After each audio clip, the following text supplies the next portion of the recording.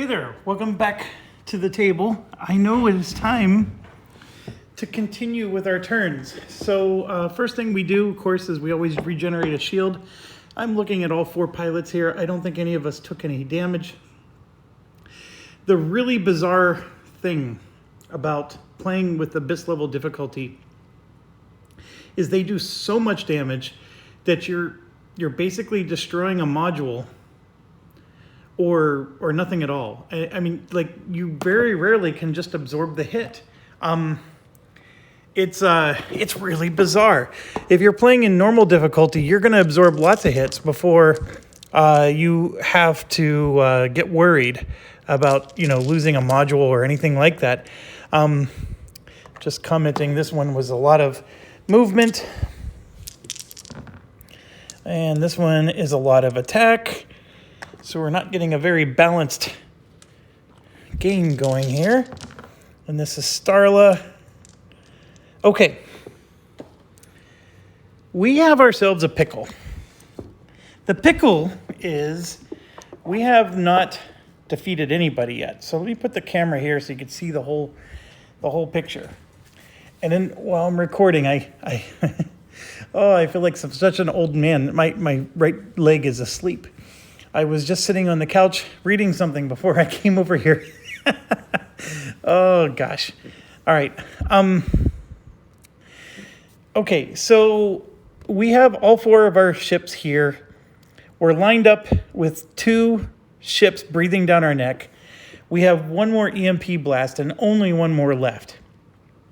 We have 2 ships for sure within range that they're going to be able to move in and they'll be on us. If not this turn, by next turn. I actually think that one will be on us this turn and be able to fire on us. This one, I'm not as sure. He's got a little bit more he has to overcome. It depends on which kind of card we draw for him. These 2 back here, I'm not as worried about, but they're going to get a lot closer next turn, and then by the turn after that, they're going to be on us. It takes a full turn for us to kill one of these. It has been several turns, and we have yet to kill any of them because we went after the big guy, right? Number 4. The big guy, I'm going to go check right now, he's down to 8 health. We actually have him whittled down quite nicely. Considering how big and powerful he was, we did do a decent job.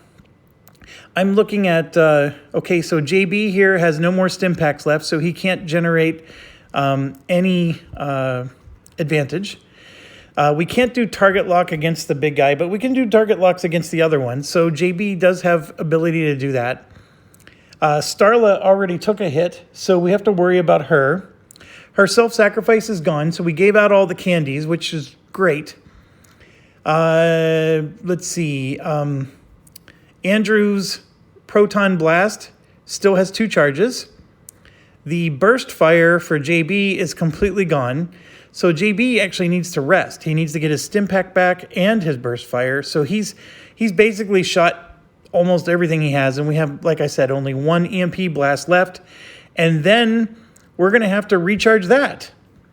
So here's my concern. I actually think we can finish off 4 this round. But at what cost? Right? So 4 is going to be gone. I can probably stun 6 and 3. And that'll buy us 1 more round, right? Because if we can finish off 4, 6 and 3 get stunned. Maybe we'll get far enough from 5 that he won't actually hit us. Those 2 will move in, but hopefully won't get close enough to hit us. So that'll buy us 1 more turn. So then next turn, 6 and 3 will be alive and active. And we're going to be sitting here with ships that need to recharge. Right, because the EMP blast is empty, I'm going to have to recharge it. The only way I can recharge it right now at this phase of the game is I have to do a full rest, which is going to require 3 of my 4 dice. So I'm going to be nervous is where I'm at. And then, like I said, these other 3 ships are going to be on us. So, yeah, let's say next turn I can take out 6. Maybe I'll even completely destroy 6. But now I'm going to have 1, 2, 3, 4 ships on us and no ability to EMP blast because I have to rest in order to get it back. So, a strategy that I've never done before in normal mode, but it makes sense here, is we may have to kite. And what I mean by kite is I think we're going to have to take off and go up to the northeast corner of the map and go around that planet. Like run, like literally run away from them and use this opportunity to recharge and get some of our charges back. And maybe some of these units will get isolated and then we can pick them off. Just like we were doing here, like we can pick them off. I think that's what we have to do. We're going to have to run. And then hopefully in the process of running, they'll go through some asteroids or some of this other stuff. That's really, in my opinion, the option we have to do here. I think if we stay and fight, I'm in big time trouble. I don't have enough modules to absorb all the hits that we're going to get, or one of our pilots is going to go down because they're going to pick on the one single pilot. They're not going to evenly distribute their hits amongst all of them. That's my concern. So I'm actually curious. Like I would like to if this was a video game, I would save it right here, and I would like to try the two different paths, like stay and fight, and then do the kiting thing, because I don't know which one is the better way to go. I really believe kiting is the most conservative way to go. The stay and fight to me is the riskiest. Also, I'm looking at my dice. JB in particular just rolled 3 movement dice and only 1 attack. So we just mentioned that he has to rest anyways. So that's actually not a big deal for him. Everybody else could, especially Josh here, get in some decent attacks and also a decent move. So like I said, I think we can attack number 4, kill him, stun the other 2, and then use that to our advantage and maybe even move in a way that we can get, positioned to run away. Because if we can run away, then, once we get far enough away, we can spend a turn to recharge and get our EMP blast and all that stuff back in play. So I think that's what I want to do, which means this round I'm still going to get some attacks in because I still have 1 more EMP blast. But let's start with Josh, because that's the one that's going to dictate everything. I have to be able to EMP blast at least 2 of them in order for this strategy to work. So looking at the Josh situation, he is right here. He is perfectly positioned on both of these guys. And so what we're going to do is I'm thinking we're going to go ahead and do a basic attack of 1 damage on number 4, just because I have the extra die. We're going to charge forward 3 spaces with a basic move. I could do the flank. I am considering, you know what, let's do the flank. That's actually even better. We'll go forward 3, and yeah, it's going to rotate us. No, I don't want to be facing the wrong way, because like I said, we need to run away. So we're going to charge forward, and then we're going to go ahead and do an EMP blast on these 2 units. So the idea here is if I charge forward 1, 2, 3, oh no, I have to do the flank. I have to do the flank. So now, yeah, let me just show you how this plays out. We're going to do the basic attack first on number 4. So Josh's deck is right here. There's no advantage. So here we go. So no damage at all. That blows chunks. So what a waste of an attack. But we got rid of a -1 card, I guess. Then we're going to go ahead and do our move. So we're going to go 1, 2, 3, and then it's going to be 4, and then turn around. This is the part that I'm nervous about. I don't want to be turned around. However, I am now perfectly positioned to stun both of these guys. So let's do that. So it's our last charge of stun. And we're going to go after number 3, which is there's no advantage. And we got a ×2 against him. And that means we have to reshuffle our deck. But I guess, we got a ×2 with a 1 damage attack. So number 3 should be at 4 full health. So ×2 means I just did 2 damage to his shields.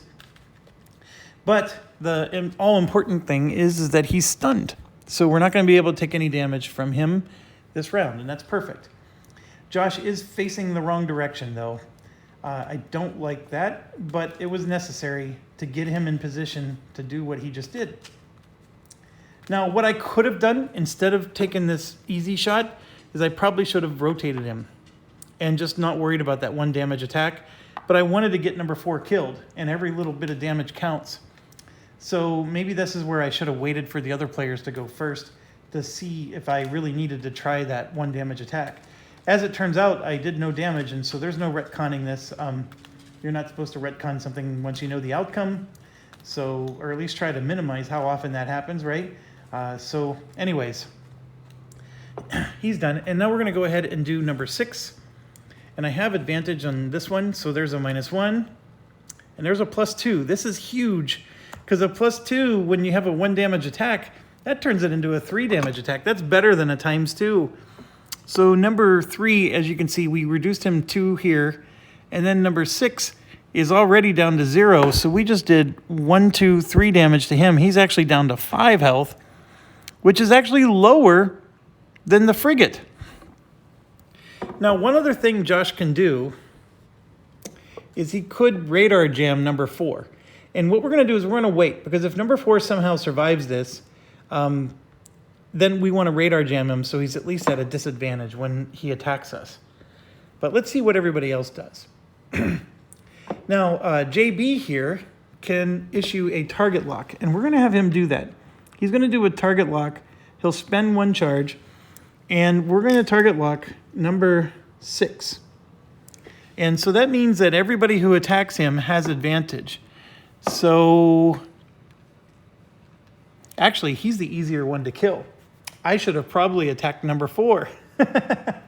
Or should I probably stun 4?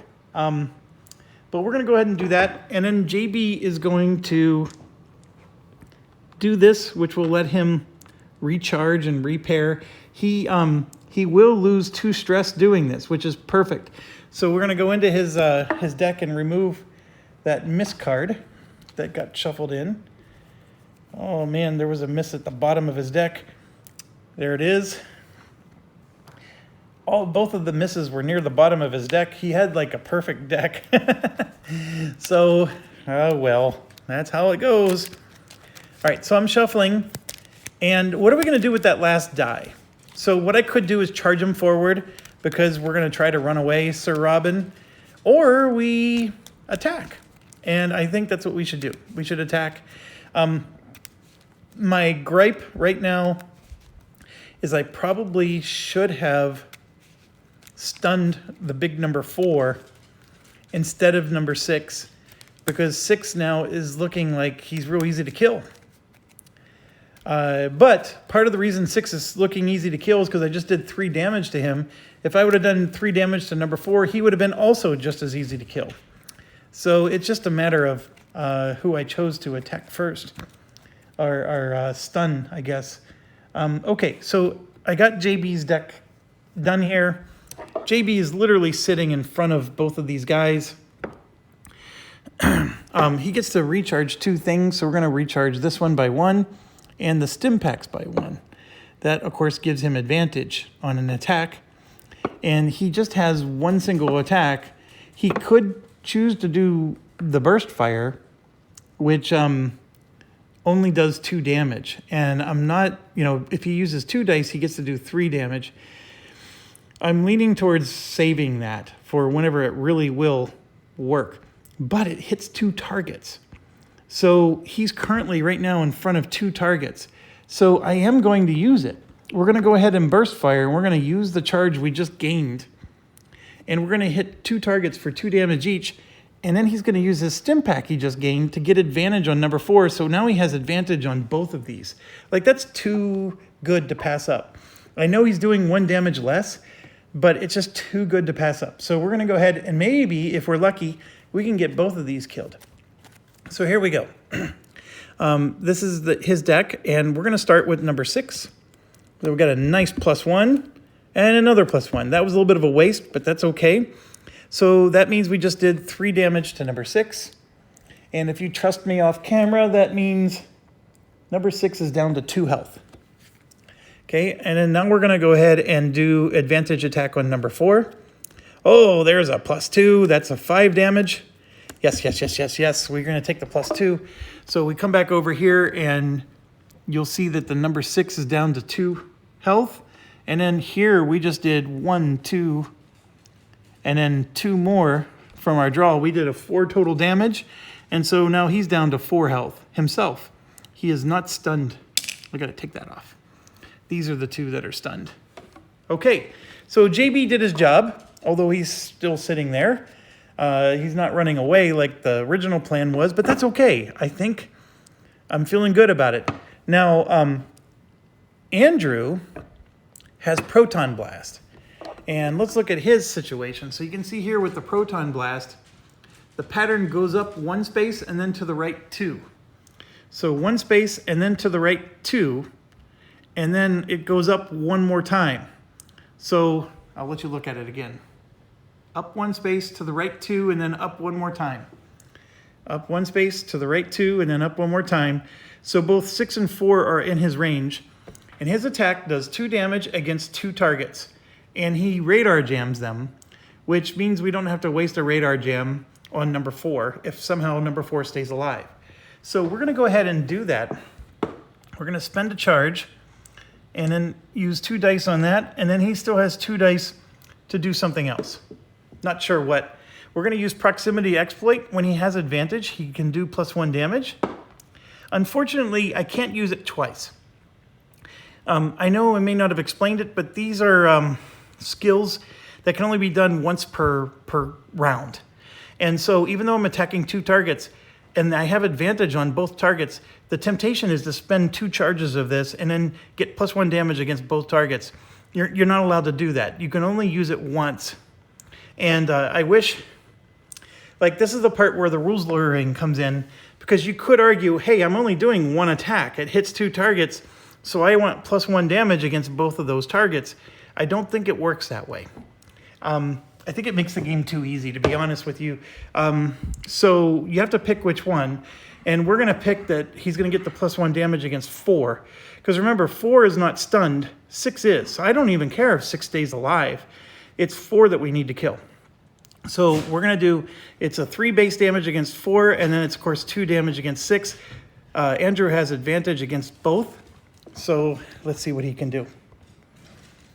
All right. His deck is right here. Whose is this? Oh, that's JB's. Let me get that back over to him. Here we go. I'm bringing his deck over. Okay, we're going to do number 6 first. Here's the first one. And the second one, right there. Now, this is the bolster. This is one of the candies. So I don't have to reshuffle his deck, but he just did 4 damage because it's 2 times 2. So that's 4 damage against number 6, and I think that kills him. Let's go take a look. Sure enough, it does. Number 6 only had 2 health left, so 6 is destroyed. I'm going to take the card off, and we got our first flat top down. All right, so that's excellent. Well done, Andrew. You're making up for, it's revenge from the last mission. They knocked him out, and he can't, he's still dizzy and he vomits his breakfast every day, but he's out there, killing them now. So well done, Andrew. All right, now we're going to go ahead and do the advantage on number 4. Remember, I don't have to reshuffle his deck because that symbol was the bolster symbol. It was not the reshuffle symbol. And it is out of the deck. So once the candy gets used, the candy's gone. So it doesn't go into his discard pile. His discard pile only has these cards here. The ×2 is gone. It's a 1-use only candy. But it is an awesome candy. And you know what's funny is he didn't need it. Like, he was doing a 2 damage attack and this thing only had 2 health. So it's a shame that he drew it, but you don't have any control over that. All right, let's go after number 4. A ×2 would be nice against this guy. Oh, this +2 is perfect because that would be 5 damage, and that's enough to kill him. So it doesn't even matter what this next card is. Oh, it's a +1, which that was a waste, but we're going to go ahead and take the +2, and Andrew just killed 2 of them, including the big freighter, or frigate. So he said, hey, don't forget about me. I know I'm reusing jokes, but that's what being a dad is all about. So we're going to go ahead and put that there. That's our crowning achievement. We got the big guy down, which I know we're a little crunched right now, and we're running out of charges and all this other stuff. But taking down that big guy was a big accomplishment because he's hard. Even in normal mode, he's hard to take down compared to the others. But in this particular Abyss mode, it is doubly hard. And so now the question becomes, what do we do with his other 2 dice? We can actually cloak him. So if we cloak him, he will go into cloak, which means that nobody targets him and won't be gunning for him. I don't know if that's what I want to do, though. So instead, what I'm going to do is I'm going to move him a basic move, 1, 2, because I want these guys to target him. This one won't. He'll be targeting Josh. Maybe these guys would still target Josh, but I want them to target him, and I want them to move right into the asteroids. That's what I want. And then I'm not going to use the stress die, because using that would cause unnecessary stress, and we don't want him to get shuffled into his deck. So we'll go ahead and end his turn that way. And then last but not least is Starla. Now this is a perfectly active guy. I am a little concerned, right? If he moves 1, 2, 3, he can, I did put Andrew a little bit in harm's way there. But let's see what we can do with Starla. I got attack dice, I got all kinds of stuff. Starla has this beam repair, which you think would be great. And in normal mode, it is great, but here it's not, because every time they damage us, they just do so much damage we can't even function properly.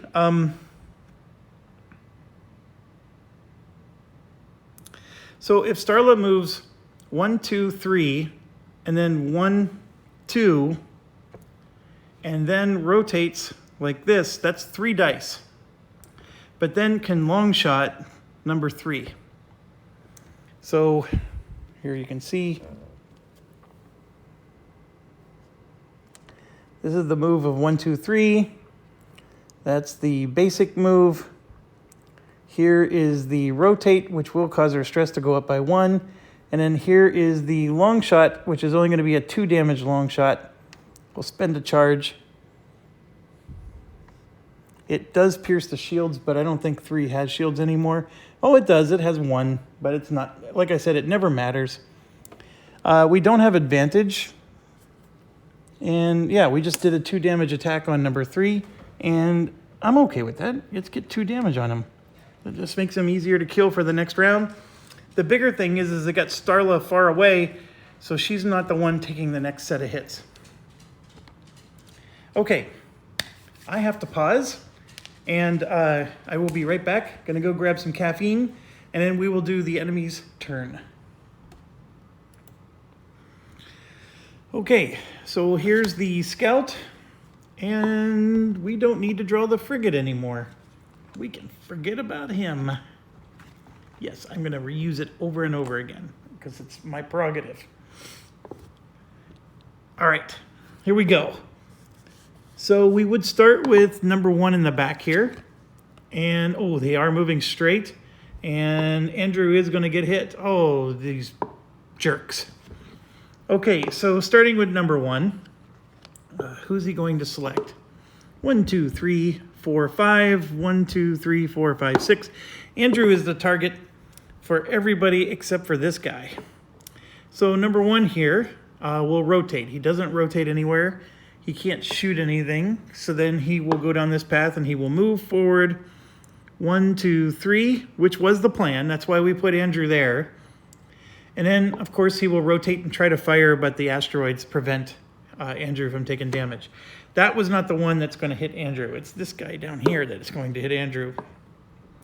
So number 2 is going to do the same thing. He's going to rotate 1, 2, 3, and it doesn't matter which way he rotates. You can see here, like he's going to shoot in a pattern of, Actually, this one might hit him, if you think about it. He's going to shoot these two, and then these two. So you could argue that he's going to hit Andrew. The question is he going to shoot along the spine? And is that considered block or not blocked? And technically it's not along the spine because it's from the center here. He shoots Andrew. I made a very big mistake by putting Andrew there. That was not smart of me to do. Okay, yeah, Andrew's going to be slowed even, so he's not going to be able to move, and he's going to take some damage. So I'm going to draw, and we got a 0. So that is a 2 damage plus 4 is 6 damage attack. And I think once again, Andrew's going to go unconscious. But here we go. He's going to lose 1, 2, 3, 4, 5, 6. So Andrew is able to absorb that hit, which is good because 4 of those were shield and he can get those back. Number 3 is stunned. He will face this way or this way. We're going to assume this way, and he will go 1, 2, 3. And then, of course, he would rotate to whichever one of us has more health. Starla has 4. JB has 8. So he's going to rotate this way. But remember, he's stunned, so he doesn't actually hit anything. And then number 5 here is going to hit Andrew. We know that. He's going to target Andrew and then go 1, 2, 3. And then boom, boom. And here we go. So for Andrew, that is another 6 damage. And yes, his burn and flip is going to be destroyed. That does cause him to gain 1 stress, so he's now up to 2. And I forgot that Starla should have gained distress whenever her engine was hit, so she should also be up to 2. So all in all, Andrew did get hit twice. He only lost 1 module though. It could have been worse. And we did say that this was going to happen, right? That they were going to converge on us. I thought he would be a little more protected being behind those things, but he wasn't. So anyways, turn is over. It is back to us.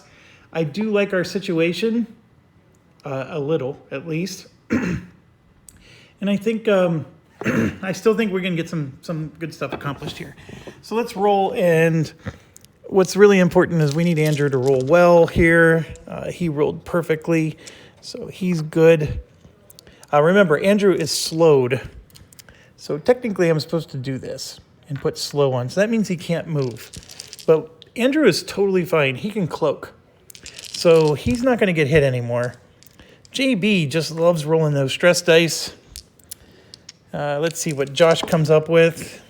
That's fine. And then we're going to go to Starla.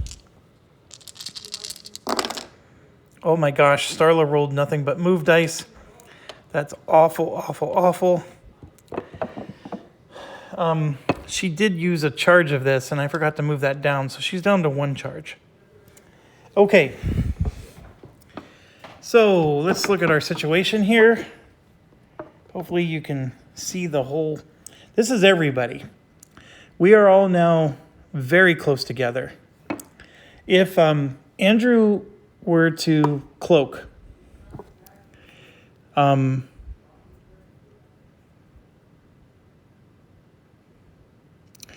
the problem with cloaking is that it takes 2 dice, so he's not going to be able to rest and get his hull points back or charge, his skills back.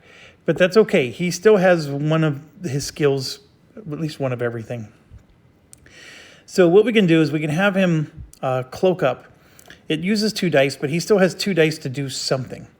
And so what we could do is we could at least have him do a basic attack on somebody. And then when he cloaks, he's no longer going to be targetable. So when these 3 go, they're going to target somebody else. They're not going to target Andrew. If I can get these guys to position themselves on the other side of these asteroids, there's a real good chance that these guys are going to take damage coming after us. They may still get to shoot us, though, depending on, because that 3 movement, that in a straight direction, was really brutal. I'm used to them moving sideways, left or right, or, whatever. So for them to move straight forward like that, that was not cool. But neither here nor there. We gotta go with the cards, and you shuffle them, and that's part of the beauty of this game is you don't know exactly what they're gonna do, and sometimes when they go, they do stupid things. Well, that time it turned out to not be so stupid. So, anyways, let's figure out what else we're gonna do. So yeah, Andrew's gonna cloak. The beauty of him cloaking is when he comes out of cloak next round, he'll have advantage on anybody he shoots at. So he should be able to do some serious hitting, if that's the case. The one thing I got to worry about is if I rotate him this way to get in my easy shot, and then I cloak, then there's a good chance that they're going to move past him this way, and then I'm facing the wrong direction. So then I have to, on the next turn, I rotate like this, and it's really difficult in this game to do a 180 rotation. That's the only dilemma I have. So I can't leave Andrew, like what I could do is rotate him like this and then do a proton blast on both of these, which I can do, and that would be a 2 damage attack against both targets. I mean, I could seriously do some harm, but Andrew is not in a position to take another set of hits from them. He only has one more module to go down, and that is the proton blast, which is a very important module. So so I need to consider what to do with him. JB is, of course, here. We need to finish off number 3. Number 3 is sitting on a lot of points. He's got 8 points, 7 hull and 1 shield. So 3 is not a pushover to finish. And so that's the problem. We need to finish number 3, but JB needs to rest. And since he rolled 2 stress dice, that is a perfect time to rest. Or otherwise, he's spending stress to do the stuff he does. Man, oh man.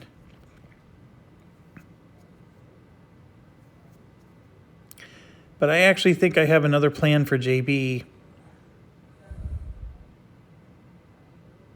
I can't use the burst fire, but we can maybe do a basic attack.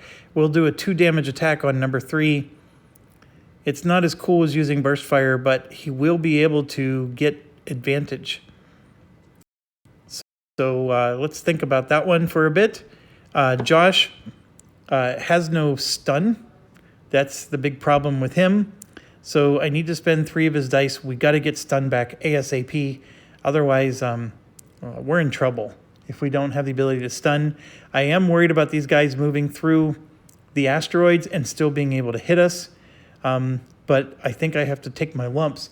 I chose not to run away, and this is the situation. Josh also has advantage on 3. If he can get an attack in, that would be nice as well. But he would only be able to do a 1 single die attack, which would be just for 1 damage. So if you're looking at a 2 damage attack and a 1 damage attack on number 3, that's, normally going to be around 3 damage. And we said we needed 8 to finish this thing off. So that means Starla would be the only one left, or we could, instead of turning him this way, remember I told you if he stealths, I have a feeling they're going to go past him. So what we really should do is rotate this way and then get a shot on number 3. So I actually like that idea. So we're going to do that with Andrew. So his first thing he's going to do is he will do the rotate, and then 2 of his dice are going to cloak. But we're not cloaking yet. That's the last thing he's going to do on his turn. And then the 1 die, he's just going to do a basic attack. We don't want to spend his last proton blast. We don't have advantage, so we're not going to spend this. We're just going to do a 1 damage attack. And remember, he can't move, so we're just going to cloak. And then what that means is he also gets a red cube on stealth. I'm not going to bother putting it in because unless I'm somehow taking a break for a day, I'll remember. Here we go. So for Andrew, it is just a single attack for 1 damage, and he drew a ×2. It wasn't the candy. It's the one that has the shuffle symbol. But Okay, fine. It would have been nice if it was one of the big damage ones, right? But he does 2 damage to number 3. So number 3 loses his last shield and 1 hull, and he's down to 6 hull strength left. So 6 points left to go. The fact that he did 2 damage when we were expecting 1 is, in my opinion, that's a victory. So we're going to take it. All right, so he's now stealth. And just understand, that means nobody can target him. So when these 3 go, it's as if he doesn't exist. They're going to target somebody over here instead. Okay, now the plan for JB, I'm going to show you here, is we're going to use 1 stress to do the burn and flip. That's the plan with him. So we are going to go up to 2 stress with him. And his burn and flip is he's going to go 1, 2, 3. And then, let's see, 1, 2, 3. It's actually 4. And then he flips around. So now he's directly behind. And the basic attack you can see here is 3 in front. So 1, 2, 3. He has a perfect shot. And he will do 2 attack dice to do 2 damage to number 3 with advantage. And then he just won't spend this die. So that's what JB's going to do. His deck is right here. Let me grab it real quick. All right, so advantage on 3. This is a 2 damage attack. Oh, that's an awful one. All right, that one's better. So we'll take the 2. So it would have been nice to get a doubler right there, but we'll take 2. So he goes from 6, he's down to 4 health. It'd be really nice to finish him off. JB could do a target lock. Well, yeah, target lock doesn't help. We could do a radar jam with Josh if we think this guy's going to survive. So what we're going to do is, see, Starla has no attacks. I forgot about that. Oh my gosh, this is awful. But what Starla will do is she's going to do a beam repair. And let me get you a little closer. The beam repair is a range of 3. It heals 2 hull damage for 2 targets. She can repair herself for 2, which puts her back up to 6. Okay. And then Josh is 1, 2, 3 away. I'm sorry, Andrew is 1, 2, 3 away. And so Andrew can repair 2 hull strength as well, and he's up to 4. Also, on his turn, he would have recharged 1 shield at the beginning of our turn. So we're going to get Josh some points back. That's where the beam repair is awesome. And then she has 3 movement dice, and she can't do any attacks with movement dice. So what we're going to do is we're going to rest her, which does reduce her stress by 2, which that part's awesome. That would charge her hull by 2 more, but we don't have to worry about that. She is going to get 1 point in her self-sacrifice, which we don't necessarily need, but we can do it. And then 1 point back on her long shot. We could have taken 1 point back in the beam repair, but I'm not worried about that. So she's not going to move or do anything. She's just going to stay there. That might mean she's going to become the target. I don't know. But the part that sucks is she's not able to attack. So we very likely with Josh are going to have to radar jam number 3 because Josh has to rest. And because we need the EMP pulse back. So if we rest with these 3 dice, that means he won't have to gain the stress, but he can use this to attack. And so he'll do a basic attack, which will hit 3 with advantage. And then we get to get back 2 charges of something. So we will radar jam this guy. So number 3 is going to get radar jammed. And then as part of the rest, you get 2 supply points. So one of those supply points is going to be the EMP. And then, of course, we'll just give him a radar jam back. The flank is already fully charged, and there is no charge for anything else. I know I have a cube here, here, and here, but that's just, because I know we're going to get to use those spots in the future. So that blows, but we do need that EMP because we got a lot of guys still coming. So this is a 1 damage attack with advantage, and we've already resolved the repair, so let's do it. So here we go. First one is awful. There we go. 2 damage attack on number 3. And unfortunately, 3 is going to stay alive with 2 hit points remaining. That blows chunks. but it is what it is. All right, I'm nervous. Somebody could get knocked unconscious here. JB is the one that can absorb a hit, and he's the furthest away from everybody. All right, let's see what we got for them. I'm making sure, did everybody go? Yes, they did. Okay, so we're going to start with number 1. So they're doing this attack where they're going to shoot directly in front of them and behind them, but they will hit 2 targets if it's possible. So the first thing to do is they pick their target and they rotate towards it. So number 1 here is 1, 2, 3 away from Josh, and that's the closest target. So Josh is the target. So he will rotate towards Josh. He tries to fire and can't because the asteroids are in the way.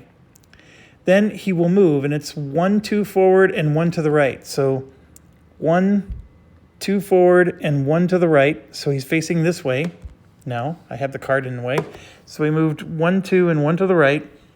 And that caused number 1 to take a hull damage. So I do have to apply 1 hull damage to him. He is literally next to Josh. So now he's going to rotate. And so he will rotate, and he will shoot Josh. And there's nothing I can do about it. So I'm going to go ahead and grab, oh my gosh, I'm just worried I mixed the wrong cards into a deck. Okay, I think we're good. All right, so this is the enemy modifier deck. So we're going to go ahead and draw for this attack. And this is a 6 damage attack, and it becomes a 7 damage attack, which is, that would be enough to knock Josh unconscious. So we're going to have to knock out the flank, and he gains 1 stress. I mean, Josh is going to get knocked unconscious. We're going to lose our EMP guy. This is a very bad move on my part. Yep, very, very bad. Okay, next up is number 2, which is the elite. So it's going to 1, 2, 3, 4 to Josh. It's going to target Josh again. It's going to rotate this way, and it's going to go 1, 2, and then 3 like this. It does take 2 hull damage. So 1, 2, so it's down to 9 hull. The 2 hull damage is great. However, with where it is, oh, hold on. Josh only has 2 hull strength. Starla is the target. We're getting saved by a nuance. So this is the crazy part, and you'll see people on Board Game Geek just get angry and irate about this. And let me just show you. Josh has 2 hull strength. Okay, Starla has 6. The enemy targets the closest person first. Remember the cardinal rule. Closest first, then hull strength second. Josh is 2 spaces away. Starla is also 2 spaces away. Okay, you see that? It is going to target Starla. So that means when it rotates, it's rotating towards its target. Josh is hittable. So people on Board Game Geek will argue that this thing should rotate 1, 2, and then shoot at Josh because it can hit Josh. But that's not what it does. Starla's the target. So it's going to rotate either this way or this way, and we get to choose because it's equidistant, and I'm going to choose that way. Okay? So it's going to rotate, and then it's going to fire, and it hits nobody because remember, we're cloaked, so it can't fire at us. And so now that's another argument people make. I think people just want the AI to be like super intelligent. I understand. The designer explained this in his podcast. The AI is meant to do dumb things because that's part of the play balancing. Now, I'm playing on Abyss level difficulty. If you're playing on normal, I can sort of understand why some people are complaining. Because the AI is making these dumb choices, and then on a normal level difficulty, that AI should be shooting somebody, or yeah, just because you're cloaked doesn't mean you're not going to get hit. I understand where people are coming from. But if you play on Abyss level difficulty, I'm like excited that he's making this stupid decision. So what he did was he rotated to his target, not to Josh, because Josh was not the target. And now he tries to fire, and there's nobody for him to hit. So he does nothing. Starla is positioned perfectly that no matter which way he positions himself, he can't hit her with the type of hit. Remember, his fire is 2 in front of him and 2 behind him. That's it. The guy does nothing. We got super, super lucky because of that. And you know what? Sometimes we roll dice like Starla did, and she rolled 4 movement dice. I can't attack anybody with 4 movement dice. You know, this game is about luck just as much as it is about strategy and skill. And I think some people forget about that. Anyways, I'm sorry, I don't mean to be arguing with all of Board Game Geek, because those of you who are watching probably totally understand. But just want to make sure that point is made, though, is that when he is doing his rotate action, it's rotating to his target, even though he can hit Josh. And arguably, if you were a human player, you would have hit Josh. Like, even if that's the one you wanted to get, you're like, well, I'd rather hit somebody than nobody. Yes, I understand that, but that's not the way he would rotate. Okay? That's per the rules. All right, so with that said, we get lucky. And I think that saved Josh, because otherwise I think Josh was going to go belly up. It might actually, we might still lose Starla here, because we now have number 3 who can hit somebody. So of course number 3 is going to rotate and fire, and he's going to rotate and fire on Starla. 3 is not stunned, so we're in a little bit of trouble here. So let's see what happens. This is a 6 damage attack.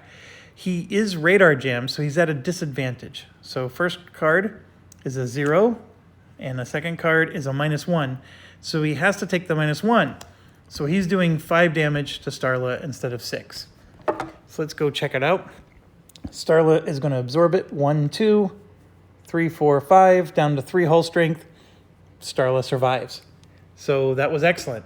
The radar jam wasn't necessary, but it did help because Starla took 1 less damage than she would have with the 0 draw. And of course, what we're really hoping for is that we get the miss.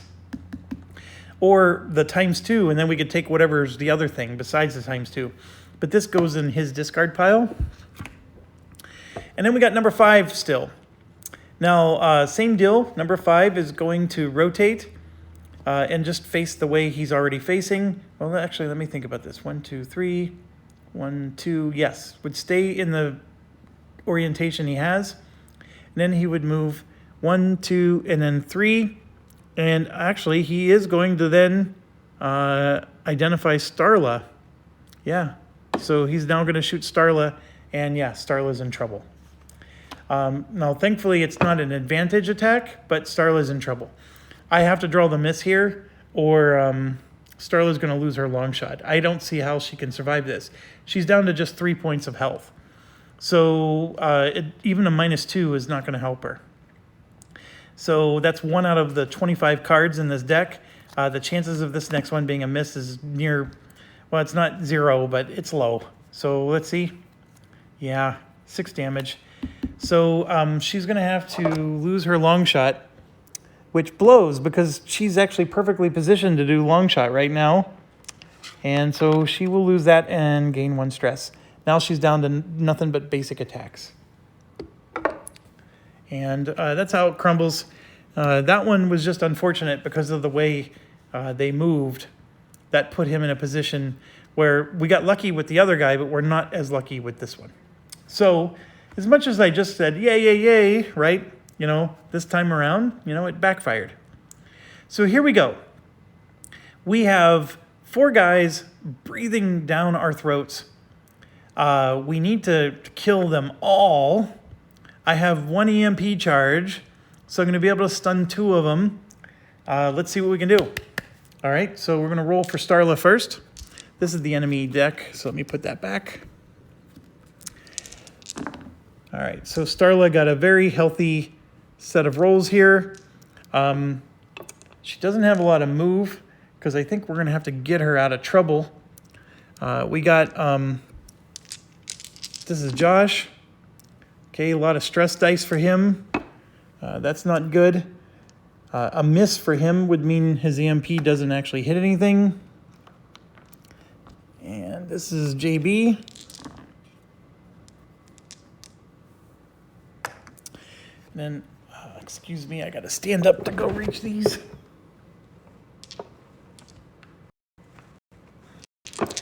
This is Andrew. That's what we needed. We needed some good hit.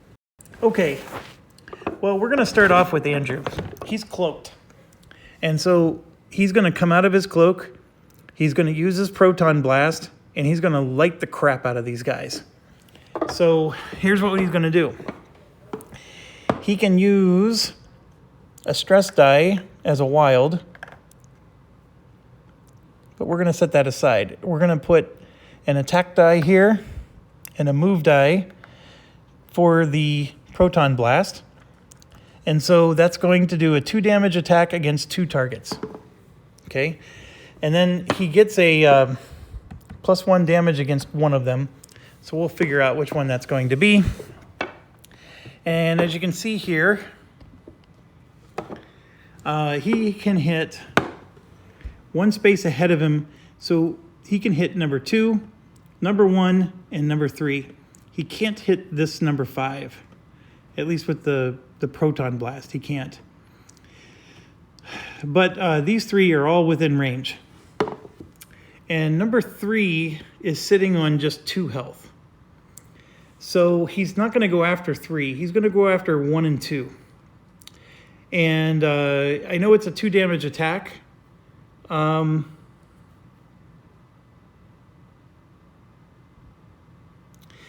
thing is number 1 he's going to have advantage on no matter what. But these 2 don't have advantage on number 1. Number 3, JB has advantage on number 3. And of course, Starla has advantage on number 1. So we're going to go after, yes, we are going to go after 1 and 2. I know, it's like, well, maybe we should finish off 3. But we're going to go after 1 and 2 because we have advantage. Let's use it. Yes. What I really should do is actually, I'm going to wait. Let's go with somebody else first. Let's go with JB first. And if he can hit 3. Okay, so this is a basic attack. JB is sitting back here. He can use 2 dice for a basic attack that does 2 damage. He has advantage on number 3. We're going to try to kill 3. And then he has 2 movement dice, and we can figure out what he's going to do with those movement dice next. He really does need to rest because he needs some charges back for his burst fire or his stim packs, but it's just so important to finish these guys off. So we're going to have JB go first. He has advantage. Let's see if he finishes off 3 because that'll change Andrew's strategy. And then we might use these to get him into the fray. And then we also have a target lock. So if he puts a target lock on a particular person, then that person, no matter who is shooting him, gets target lock on that particular ship. So we're gonna have to put that on something as well. But okay, first off, let's do this attack. And JB's deck is right here. Sorry for the shaky camera. So if this attack draws a modifier of 0 like this, that's all we need because he only has 2 health left. So here's the first one. Oh gosh, we drew a ×2. If we don't use the ×2, we get to keep it. Okay? This candy only goes away if we use it because we're drawing advantage. And we get to take the best of the 2, but we only need the 0. So we're going to keep it. All right? So with that being said, yeah, we just did 2 damage and number 3 is dead. And you can see that right here. 1, 2, and 3 is gone. So we got him eliminated.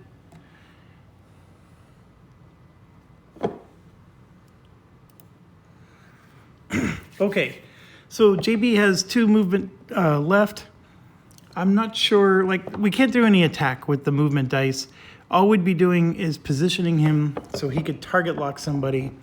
The target lock only affects people 3 spaces away, so number 1 here is the only one he could target lock. So let's assess our situation.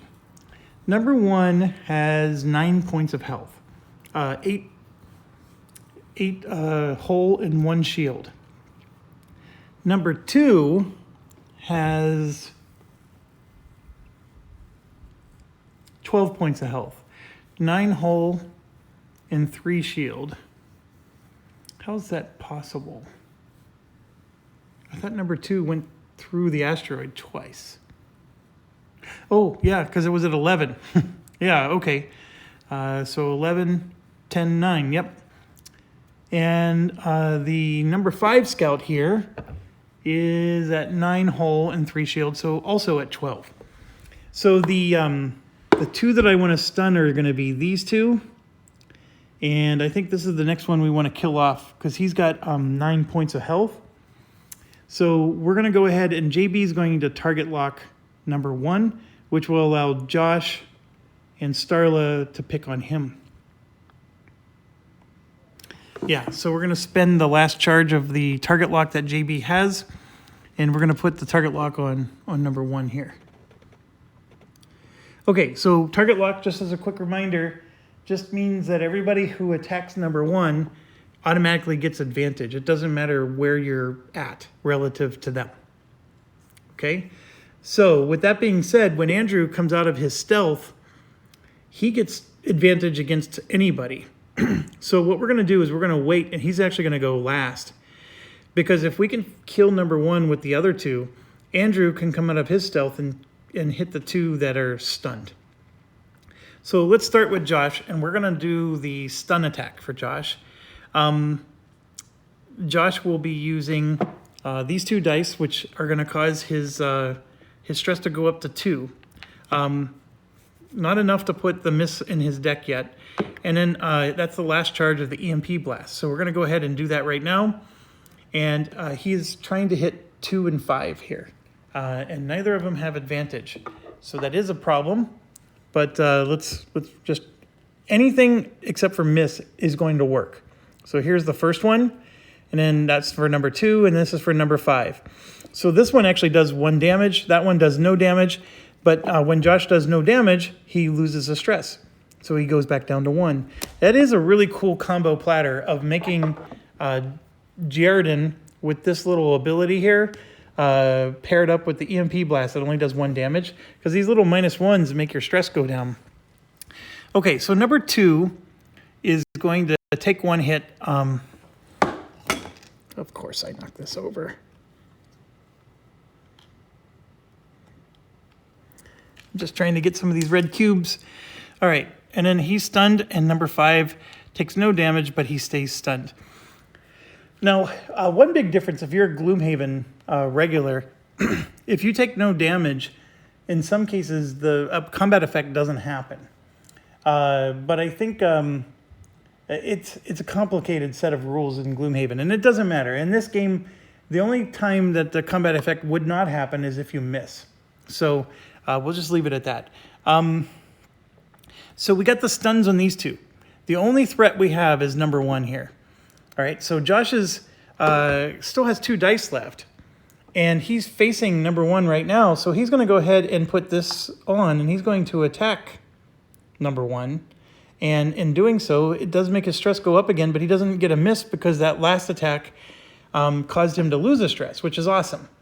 So yes, Josh is going to do 1 more attack. This is just a 1 damage attack, but let's see what happens. We have advantage because we use the target lock. So let's go for it. Here's the first card, and then here's the second, and there you go, +1 damage. So that 1 damage attack turns into a 2. So number 1 here loses 1 shield and 1 hull, and it's down to 7 health. So let's keep it going. Josh has just a move left. Let's see how the rest of this battle plays out before we decide where he goes. Okay, JB has nothing but move left. So now it's becoming, it's up to Starla to finish off number 1. So Starla has nothing but basic attacks left. So she's going to use 2 dice to get her basic attack in. She actually has another attack die, and if she would have kept her long fire, it would have worked. But unfortunately, that's the way it works. She does have the beam repair, and let's see, she needs repair, and that's it, I think.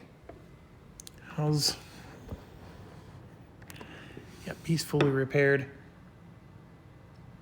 So for this round, we recharged a shield. So Andrew would be up to 2 shields, and then Starla would be up to 1 shield. Beginning of every round, you recharge. Okay, so 2 attack dice. These 2 are going to have to be used for movement. She has nothing left to attack with. That's the problem with losing your modules, of course, is you don't have anywhere to spend your dice. So these 2 slots are filled, but she is going to do a 2 damage attack on that number 1. And it is with advantage because we have target lock on them. So here's the first one, and then here's the second one. So we just did 2 damage, and it's going to drop down to 5 health. All right, like I said, we have 2 dice left. One of them we could use for the beam repair, or we could use to move. I want to see, is number 1 going to stay alive or not? And then this also means that Andrew, I would have really loved to have hit these 2.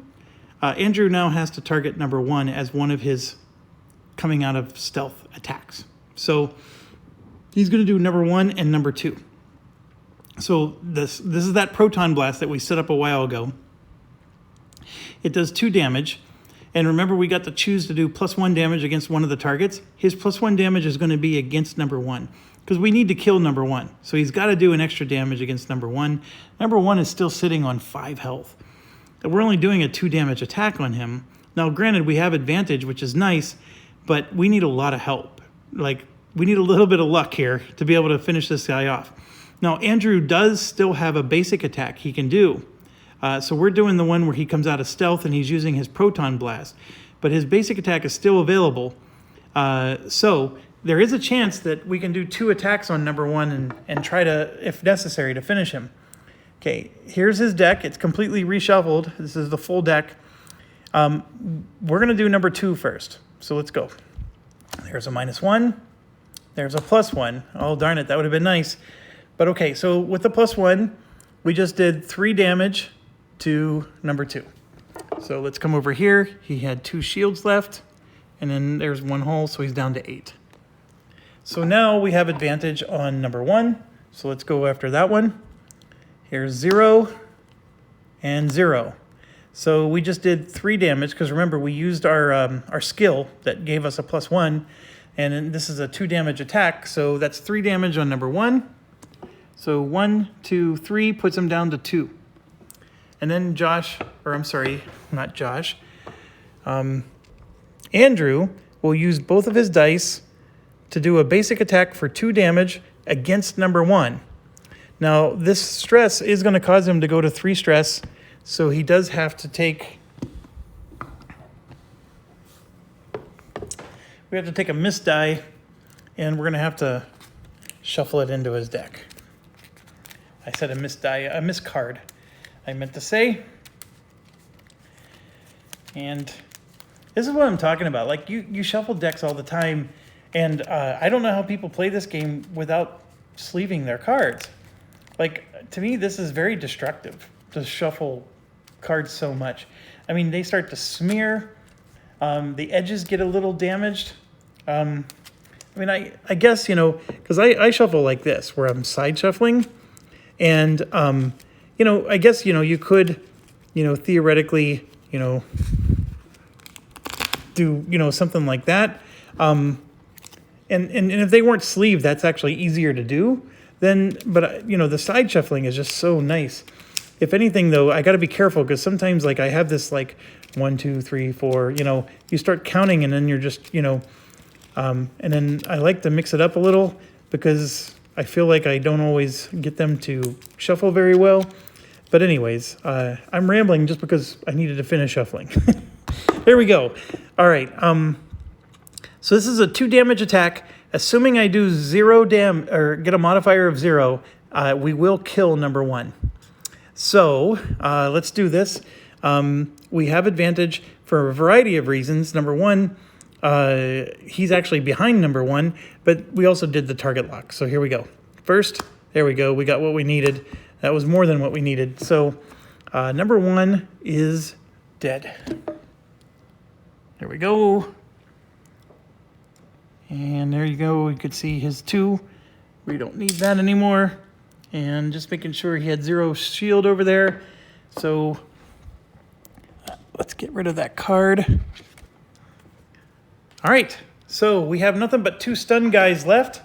I am out of stun though. So, and they have a crap ton of hit points. So we're not out of the woods yet. But they can't hurt us this round, and that's the good news. So let's go.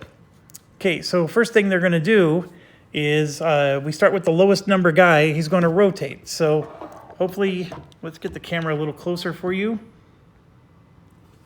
There we go. All right, so first thing he's going to do is rotate, and Andrew is the target. So it's going to rotate 1, 2 towards Andrew. Now, you could argue that it was safer for him to go 1, 2 like this. There is a problem either way. All right? Here's the problem. He's going to move 3 spaces forward. So if he rotates this way, then of course we're going to get him to take damage. But if he moves this way, and yeah, he's going to move 3 spaces and he won't take damage, but his rear end's going to be facing us. I mean, I guess you could argue that he's going to rotate again. So I think for the purposes of, since he has a choice on which way to rotate, he would not rotate the way that would cause him to go through the asteroids. Sure, we'll do that one. Yeah. I mean, theoretically speaking, if you're a purist with the rules, we get to choose which way he rotates. And we could choose for him to go through that asteroid twice and take 2 damage. And gosh darn it, I'm playing Abyss level difficulty. I think I should be able to choose that.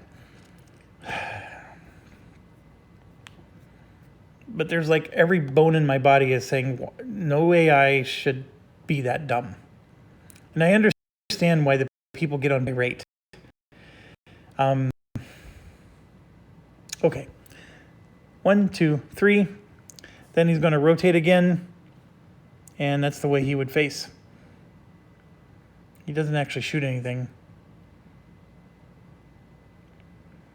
So then this one is going to be in trouble though, because he's going to rotate to Andrew for sure. And then yeah, he's going to go 1, 2, 3, and then take a hull damage. And there is no doubt about that. And then yes, he would rotate probably like that. And then he's done. So they're both a little bit out of the way, and turn is over.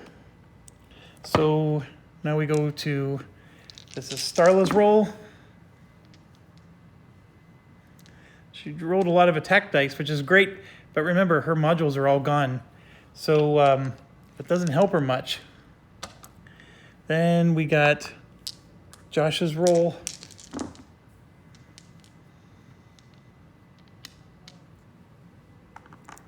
And next, oh, remember everybody gets a shield back. So Starla gets 1 shield. And Andrew gets a shield back. Oops. That was up to 3. Let's roll. So those are Andrew's dice. And then JB. We rolled a whole bunch of attack dice. Jeez Louise. We're not near anybody. The enemy is way down here. Okay, so here's my thoughts. I'm going to have Andrew stealth up. Because then he can come out of cloak and, do a pew-pew against somebody. It's just going to be a basic attack, but he'll at least have advantage on anybody he tries to hit. And it also means that he won't be targeted. But with that being said, it would be nice if he could, so I still have 2 dice that I get to use for him. So what am I going to do? I can't attack anybody because I can't attack through the asteroid. And I don't have the ability to hit the target below me either because I would have to rotate. Actually, I can. I can.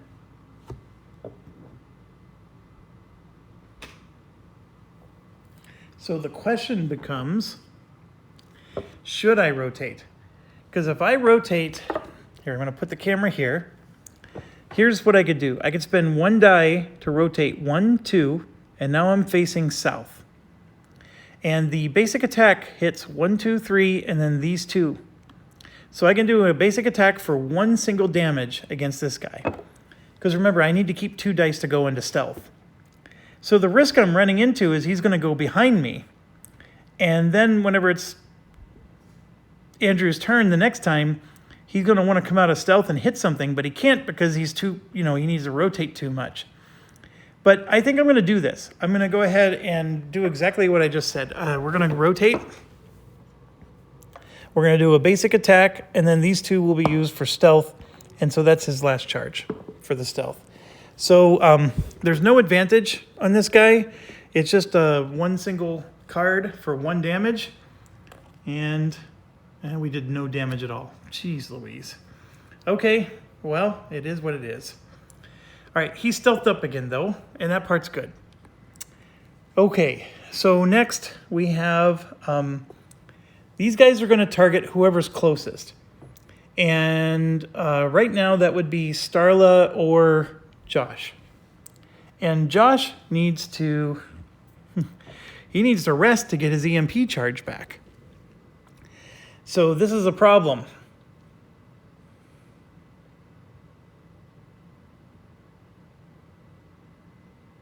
Especially now that Andrew stealthed up. That's a big problem for Josh.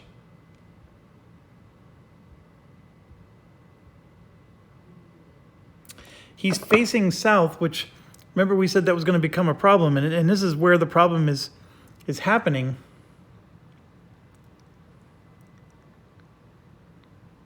Oh my goodness. I can't move him out of the way, or get him out of harm's way.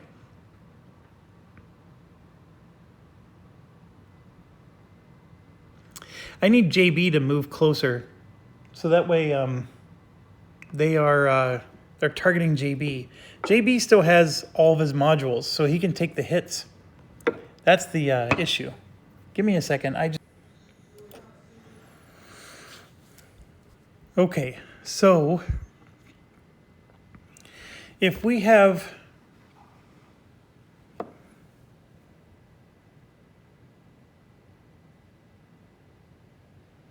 Oh, that's right. It was Andrew that did the attack, but he stealthed up, so he's good. That's right. I'm worried about Josh taking the brunt of the hits. We wanted to rest Josh. This is our issue. If we rest Josh, and it doesn't matter, I know I flipped this die, then he can do a move thing, but the problem is we don't want him to move forward at all because that would cause him to get closer to the enemy, and we don't want him to get closer. So I think we're just going to have him rotate. Now, the good news with him resting is he gains 2 hull points. Oh, never mind. He only has 2 hull points. He is fully healed up. He will get 1 EMP blast, and then we're going to give him... see, he could radar jam them, but he's not close enough. And we're going to assume that the asteroids prevent us to radar jamming number 5. I'll show you number 5 in a second. So there's nothing else for him to charge. Boy, what a waste of a rest. But he does lose 2 stress, so that part's good. Okay, so the radar jam works 3 spaces away, but this guy's behind the asteroid, and we're going to assume that that blocks the radar jam somehow, and that's fine. We'll just... But it does mean, though, that Josh is staying here, and I'm going to rotate him this way so they at least don't get advantage on him. even if they choose to target him. I'm worried. I think Josh is a tad too close. So what we need is JB to go in and absorb some hits. But JB also needs to rest. So we're going to rest him, which removes his stress down by 2. And I don't think anything else recharges for him. But we're going to go ahead and do like a move. And we'll do like a 1, 2, 3 move. So 1, 2, 3. So that gets him closer. So this guy down here is going to target JB and not Josh. This one might still target Josh. That's the problem that we have.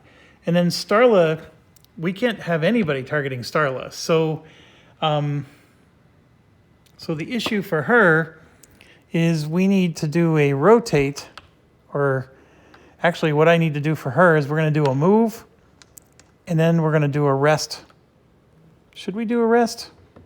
That would only get rid of 1 stress. It will give her 2 hull points, but we can do beam repair for 2 hull points. Does anybody else need beam repair? No, they don't. You know what? We're going to do this, and then we're going to do a rotate, and then we will do a beam repair that way. So that beam repair is going to give her 2 hull points back. So she's up to 5. And then we can move her 1, 2, so that way she's further away than the other 2. And then we can rotate her 1, 2, like so. So hopefully no one's going to target her. But if they magically move right here, they're going to target her. But I think we're going to have to just take that risk. And if she gets KO'd, she gets KO'd. We could, with this last die, we're actually going to do a self-sacrifice, which is going to make her hull go down by 1. But we're going to give out 2 more candy. And I got 1 candy here. We're going to give this to Andrew. And I got to reach across the table. And the other candy we're going to give to JB. So that means we're reshuffling his deck and Andrew's deck.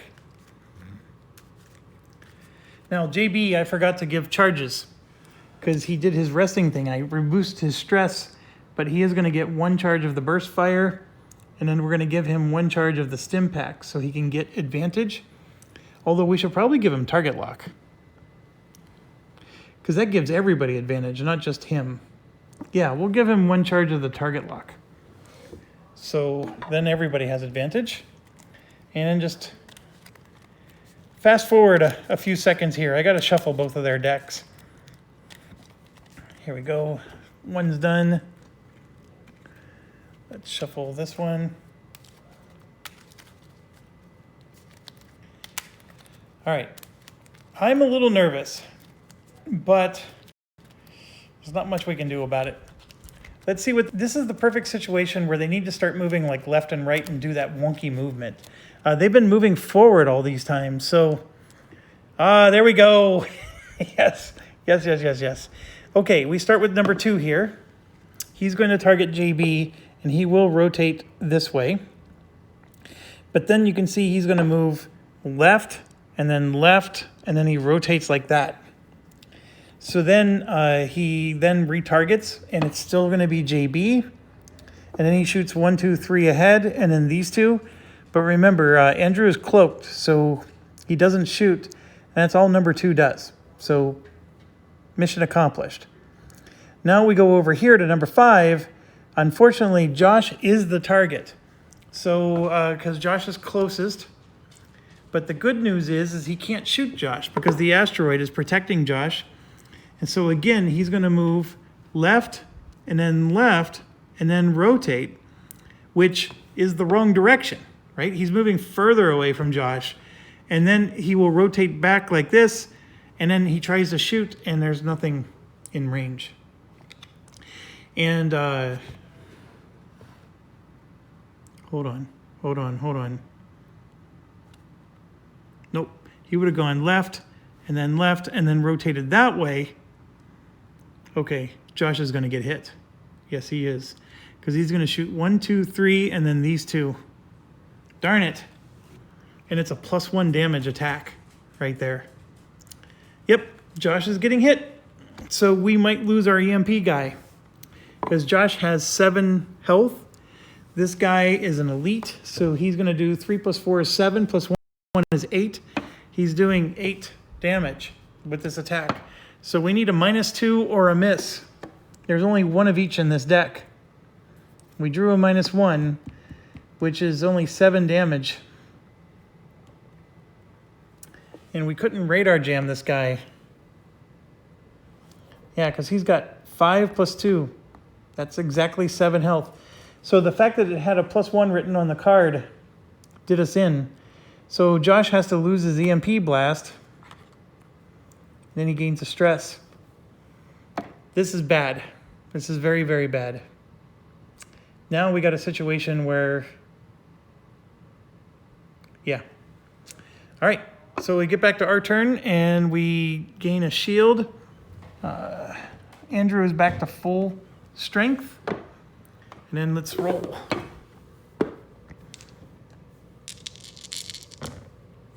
He rolled a whole bunch of attack dice. He doesn't have his proton blast anymore. That's JB's roll. That's not good. This is Josh's roll. All attack dice. Not a single. Dang it, dang it, dang it. And then we have Starla. All stress. My goodness. Did we roll horrible?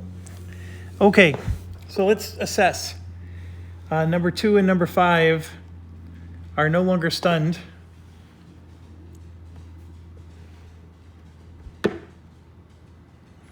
It would have been nice if Josh would have survived this. Number 2 is sitting on 8 hull, and number 5 is on 8 hull plus 3 shields.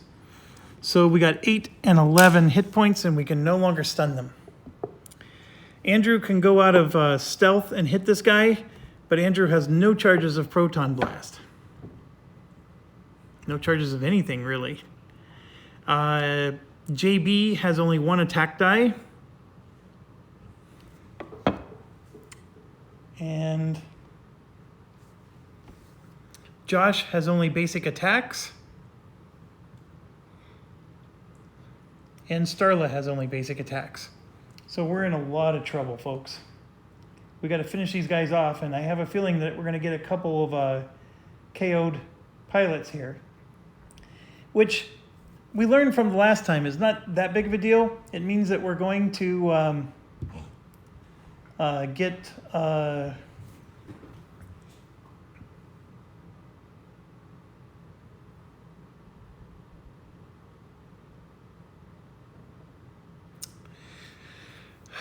we'll get a trauma,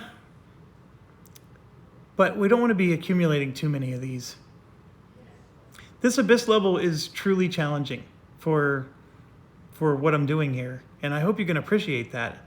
I think the people who get on Board Game Geek and said that Abyss level is too easy, I think they're narcissistic and smoke pot. Now, eventually we're going to get a second weapon and a second engine, which means now we can block 4 hits. And I have to say that it will get easier because of that. Because being able to block 4 hits is a heck of a lot better than being able to block just 2. And like right now, we're stuck with these low damage attacks. I mean, there is like this little, nuance that it's going to get better. And then also as the pilots gain skills, they can actually start removing some of those negative modifiers from their deck. There's a lot of things that actually do make you stronger. But these Ronin Scouts and Ronin Frigates are the weakest ships in the game. Let's just make that clear. So, okay. The other thing is there's a mathematical element to this. We're adding 3 extra hull points and 3 extra shield points as part of this difficulty level. Since the Ronin Scouts have a low amount of shields and a low amount of health, adding 3 to them is significantly improving them. But when you start fighting against some enemies that have, 16 hull points and you're adding 3 more, it's not a big deal. Adding 3 more to somebody who already has 16, so I hope you can appreciate that statistically speaking, It's the amount of extra difficulty that you're adding, because that +3 is static. When you're playing at the Abyss level, it's literally you're adding +3 to every enemy. It's not a fraction of what they have. Like if you were saying add 20% to whatever they have, then it becomes a bigger deal. Because now you're fighting up against somebody who has 20 health points, and you're adding 20%, now you're adding 5 more for them. So statistically and mathematically speaking, it is actually more difficult in the early stages, like the one we're playing now. And then as we get further and further and we start fighting enemies that have more and more health points, it's not as big of a deal against them. I think the +4 damage, though, that you're adding to them is always a big deal. I know we eventually will get more shields and more hull points on our ships, but, you know, +4 damage is brutal. So anyways, I need to pause. My dog is ready to bark. A mailman's coming up to my door, and I don't want you to have to deal with that. Okay, let's get her done. I think the one thing that stinks about Andrew's position is he needs to rest to recharge his proton blast, but he used a cloak, and we don't want to waste that. So let's come out of the cloak, because he will have advantage with his attack. And so we will use his attack dice, and it's a 2 damage attack against number 2 here. Unfortunately, that's all he can do, because the proton blast is out of charges. So we will draw with advantage, and there you go. We got our candy and a +1. So those were both great, but the candy we'll take, and that is gone. So we can thank Starla for that. So that's a 4 damage attack against number 2. And that's excellent. So number 2, 1, 2, 3, 4.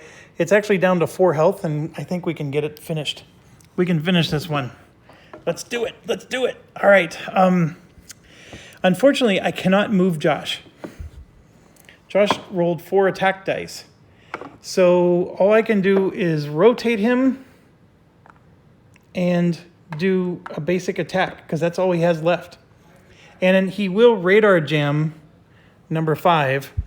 So number 5, when he does his attack, it's going to be the worst possible outcome. But Josh is in trouble. He's going to get KO'd.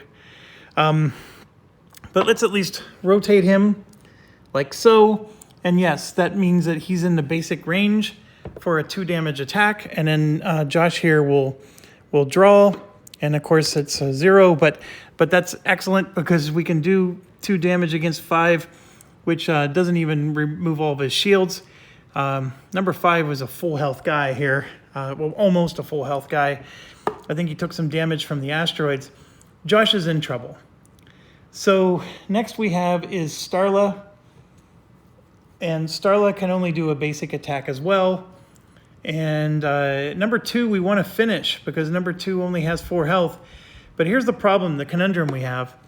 If we move our guys south to take out number 2, we're leaving Josh to the wolves, and Josh is going to get KO'd. But I think at this point, we may have to let him. The enemy deck still hasn't drawn a ×2 or a miss. So the deck is getting smaller and smaller, and by forcing him to have radar jam, he will have to draw 2 and take the worst. So our chances of drawing that miss is growing, but there's still a lot of cards in that deck. JB can handle taking a hit. So one of the things we can do is we can turn him around and make him go up against number 5. But the problem with that is we're leaving number 2 alive. And number 2 can shoot and does just as much damage as anybody else. And Andrew is not going to be able to handle the hit.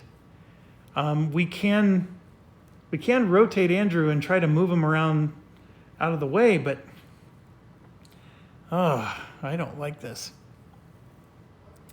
Well, let's do...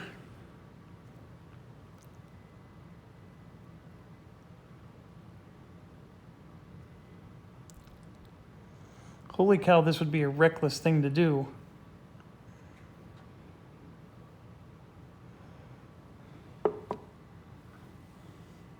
That would be really reckless.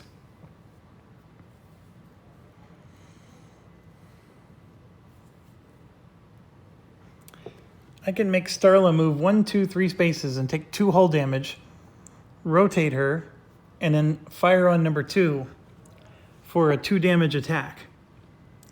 The problem is number 2 has 4 health, so a 2 damage attack is not enough to kill it. But otherwise, what do? I can have Starla do a 1, 2 move like this, and then if we rotate her like that, oh yeah, she could still hit her. She could still hit it.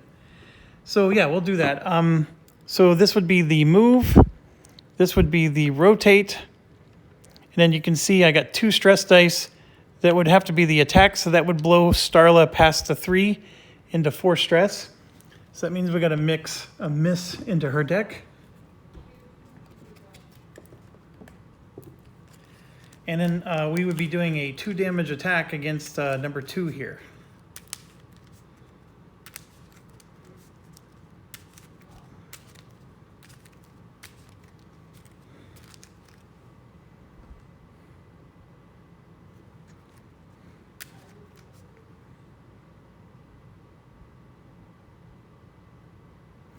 I should probably pause every time I shuffle like this, because I don't even have anything to add.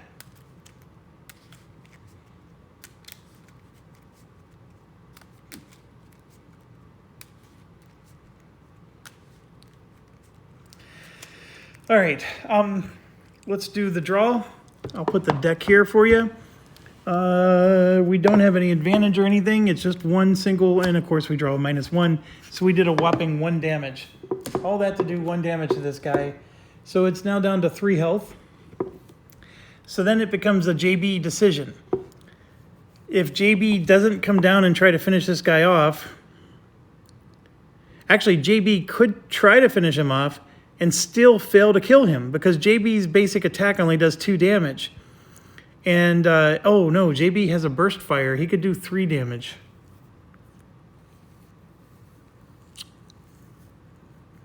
And then he's going to leave Josh to get killed. Yeah, we have to do it. All right, so JB's going to do a move, which is going to be one of these deals where he's going to go up and then over. And then you can see he's directly in line of fire there. And he could do a burst fire, which is 3 damage. And the good news about his burst fire is it uses a move die, because otherwise JB doesn't have, he only has 1 action die. So you're going to do a burst fire, which will be 3 damage. Unfortunately, it normally hits 2 targets, but there's only 1 target here. He will use his target lock to make sure he has advantage, because we definitely want to do 3 damage to this guy. And if I draw a negative, I want the best opportunity that we have here. So here we go. There it is. See, there's that negative I was worried about. That would have only done 2 damage. The guy would still be alive. Oh, come on. Oh, come on. Oh, but you know what? JB should have gone first and gotten advantage. Should have target locked him in the beginning of the game. Andrew drew 2 cards because he had advantage. Starla also had advantage, because if JB would have gone first and put target lock on him, Starla would have also had target lock. So we're going to draw 1 more card for Starla, and if this thing is anything better than a -1, we still got him. There it is, right there. All right, this guy is dead. Wow. Did you see how perfect you have to play? Anyways, we got number 2. He's down, but I think we sacrificed Josh in the process. That's my unfortunate part about this. Let's see, what else do we got? JB does have movement dice, just 1. So what we'll do with him is we're going to move him down and then over like that. And unfortunately, that's not close enough to interfere for Josh. We also have 2 dice for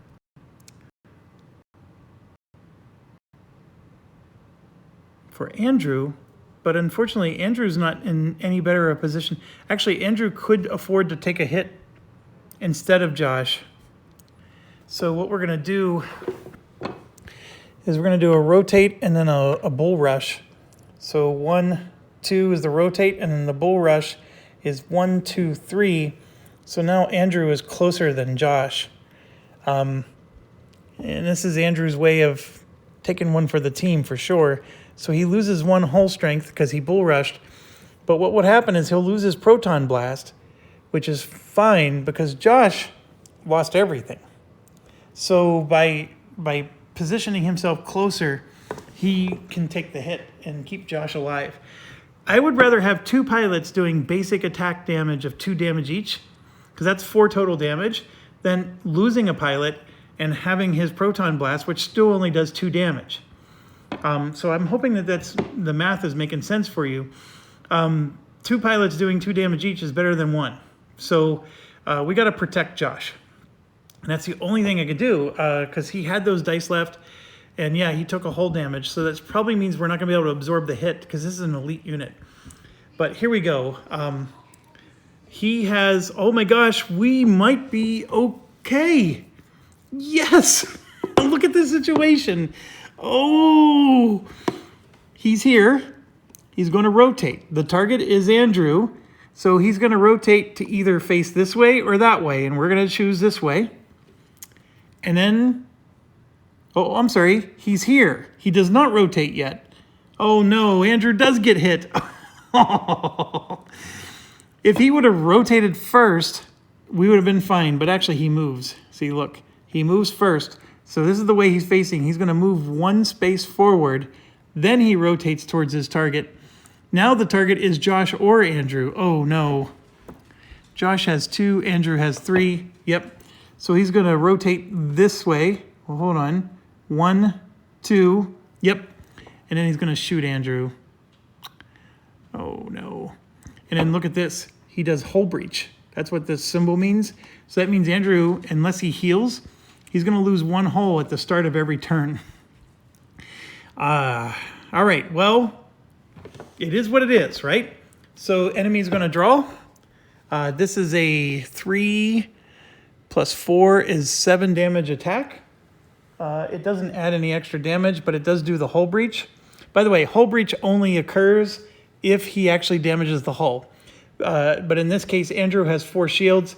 Assuming he hits for the 7 damage that he does, he's going to for sure do damage to the hull. But if somehow he did only 4 damage, that would only damage Andrew's shields, and Andrew would not have hull breach. Okay, here we go. There is no advantage in this, so hold on. Yeah, he has advantage. So we got to draw 2, and there it is. There's a +2. So we knew that was coming. So we're going to block it, which means that he does not get hull breach because there was no hull damage occurred. So it's completely blocked, so the effect doesn't happen. But it does mean his stress goes up by 1. So he's at 4. And it's time for our turn. Oh gosh, he rolled all these stress dice. It's not good. More stress dice for JB. This is Josh. And grabbing Starla's dice. Oh, not good, not good. Okay, we need to hit number 5, and we need to hit him hard. JB has, let's see, he used his burst fire, so that's out of charges. JB could afford to rest. That would actually help him. But number 5 has 9 health. Each of them can do a 2 damage attack, basic attack, theoretically. Starla can't. She has only 1 attack die. So technically speaking, unless I roll a doubler or a lot of pluses, I cannot kill this guy. I don't have my stun. So let's start. Let's start with like Josh, for example. Josh can use his basic attack. He's lined up right behind number 5. So he can do a 2 damage attack against number 5. And then he has 2 dice to figure out what to do with. All he can do is move or whatever. But let's go ahead and we'll do a 2 damage attack. We have advantage. There's the miss, so that was really good. So whatever else we draw happens. So it becomes a 3 damage attack, which was really good. So this guy loses his last shield, and then loses 1, 2 more. Oh, and I forgot, he was radar jammed. So this +2 would not have happened, but he still would have done 7 damage. And that would have been enough to kill. Because he took that 1 hull damage going through the asteroid, that would have killed him. Had he not taken the hull damage going through the asteroid, Andrew could have survived it, but then the hull breach would have killed him. So no matter what, he had to block it with his weapon. Okay, so Josh did 3 damage to this guy. Unfortunately, there's nothing left for Josh to do. He has no more attack positions he can use. All he can do is try to like just move out of the way. So we'll have to figure out something there. I'll figure out how to move him later. Starla here has 1 attack die. She's sitting on 4 stress. So a part of me thinks I'm going to just rotate her and then rest. Because I don't think I can do anything else. Yeah, I'm going to rotate her and rest. And then that drops her stress down by 2. It does increase her hull to 6, which is good because that's back to full strength. And then she can get some charges on self-sacrifice and beam repair. So she got 1 charge of each of those. And then the rotate, we'll go ahead and do like this. And what that does for her, well, it doesn't do too much. But by losing the stress, we can go through her deck and get rid of the miss in there. And I don't know where it is, so I'm looking for it right now. So we found it, and now, of course, I have to reshuffle. All right, so the fact that she did not hit this thing means that for sure this guy's going to stay alive. So we got the enemy causing problems. I need JB to basically just go right next to this person because JB is the only one who hasn't been hit yet. And what's crazy is I need JB to rest. So, because JB has burst fire and stuff like that that could really do some damage here. So let's do exactly that. JB rolled all these stress dice. So if we put the 2 stress dice plus 1 of these here for the rest, then we will do a move for JB, which is over and up like this. So JB is 2 spaces away from him. Now we just need everybody else to be further than 2, right? So by doing that, JB doesn't heal anything, but does get 1 charge of the EMP pulse, and we'll do 1 charge of the target lock. Target lock will allow everybody to have advantage, and that's how we're going to finish this guy out. So then for Josh's situation, we need to do a move of some kind and a move of some, and maybe a rotate. So I'm going to rotate for stress, and Josh will rotate.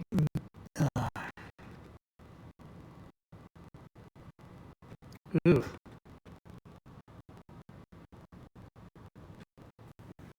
Okay, Josh only has 2 holes, so we're going to go 1, 2 like this, and then rotate like that. This guy will target JB over Josh because JB has more hull points. So if he has to fire like immediately or rotate immediately. So we just need to get Andrew out of here. Andrew, though, is going to have to split to rotate. He can't cloak, unfortunately. Yeah, Andrew can't rotate. He's going to do one of these. He's going to go over and then up for his move. And then he's going to rest.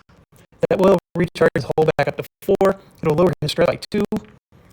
He is not stealth at the moment. He has no recharge, but he can get his proximity exploit back and the cloak back. So he'll recharge both of those. So this round was basically a bunch of rests.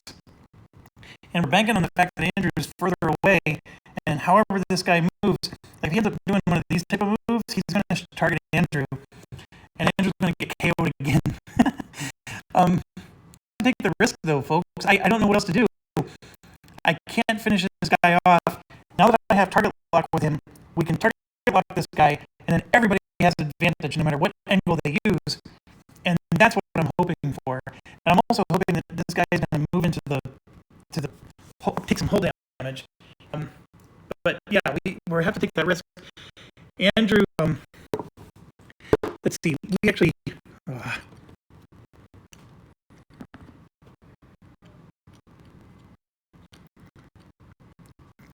Sorry for the technical difficulties. This, by the way, has been a real bear to get to fit. It's not a good fit in any of the stands. It didn't help that we didn't realize that the ship, the front of the ship is actually this. We thought that was the front of the ship. Okay, so remember, Andrew was like this, and we moved him over and up. You know what else we could do? We could move him over and down. I mean, this blows because he's really far away and he's facing the wrong direction. But it increases the chance that they won't target him. I don't know. I don't like that at all. The other thing we could do is just move him 1, 2, 3.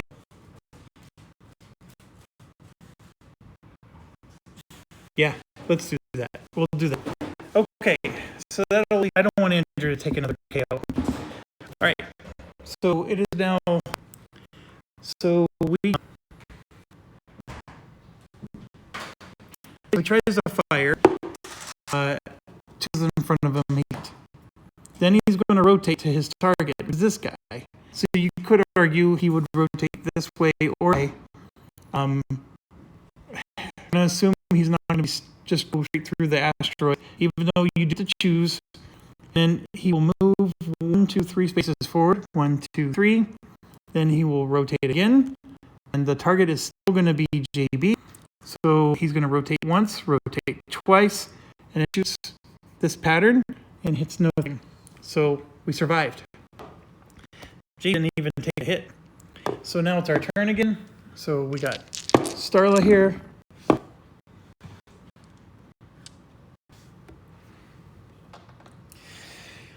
And then Josh.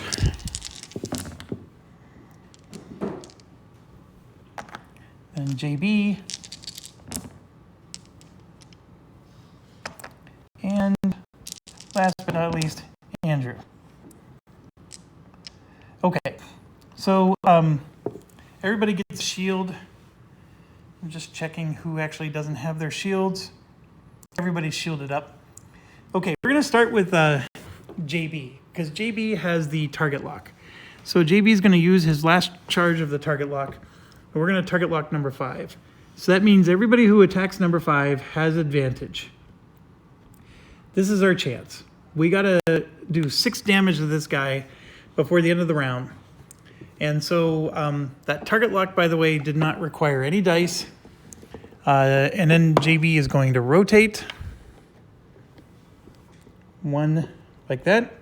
And then forward and left is enough to do a burst fire. And JB is going to use 2 dice on that. And it's a 3 damage attack. And we're going to let it rip. So JB's deck is right here. Here's card number 1, card number 2. That is a 4 damage hit. So 1, 2, 3, 4. He's down to 2 health. This guy is toast. JB is going to do a basic attack here because he can shoot 1 into the left. And remember, target lock means he has advantage still. So there's 1, there's 2. That becomes a 2 damage hit. 1, 2. And JB is the MVP. By himself, he kills this guy. We didn't even need anybody else. Well done, JB. Okay, we are at the end. I'm at 1 hour and 49 minutes. I will read the conclusion of this in the next video. I will also probably have the next scenario set up. So whenever we come back, all this might be changed. But I will take you through the narrative and all that stuff, because we're going to get rewards and all kinds of cool cash and prizes for finishing this. This was a doozy. None of us got KO'd, which was good. I'm finding the Abyss level to be extremely challenging, but we're so far succeeding. So let's keep it going. All right, thanks for watching. As always, stay awesome.